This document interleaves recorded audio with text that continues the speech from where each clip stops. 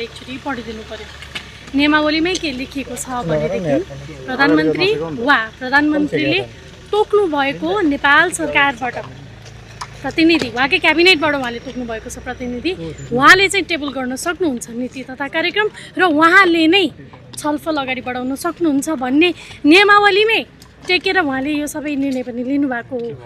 अहिले प्रतिपक्षी दल विपक्षी दलका नेताजीहरूले एकचोटि बैठक स्थगित भइसके पछाडि सभामुख महोदयसँग बैठक गरेर हुन्छ भनेर बाहिर आइसक्नुभयो। बाहिर आइसके पछाडि फेरि हुन्न भन्नुभयो। त्यसकारणले यो दोस्रो पटक स्थगित भइरहेको छ। नीति तथा कार्यक्रममाथिको यो छलफल चाहिँ रोकिनु हुँदैन। यो आज रोकिनु भनेको आज उहाँहरूले नै संशोधन राख्नु भएको छ।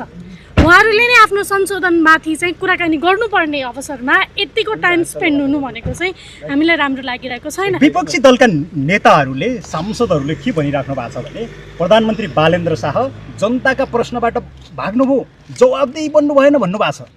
त्यस्तो केही पनि होइन। एउटा कुरा चाहिँ के देखिएको छ भनेदेखि विपक्षी दलका नेताजीहरू, विपक्षी दलका पार्टीका माननीयजीहरू सबैले हाम्रो प्रधानमन्त्रीलाई यति धेरै माया गर्नुहुँदो रहेछ, यति धेरै ख्याल राख्नुहुँदो रहेछ, उहाँलाई सन्चो छैन कि के छ, उहाँलाई लिएर आइदिनु पर्यो, उहाँलाई देखाइदिनु पर्यो भनेर भनिरहनु भएको छ। यो माया, सदाशयता, श्रद्धा यो भावना आफ्नो ठाउँमा छ, कानुन नियम आफ्नो ठाउँमा छ। यो सभा सञ्चालन हुनुपर्ने थियो, यो सभा सञ्चालन हुनुपर्छ भन्ने लाग्छ मलाई।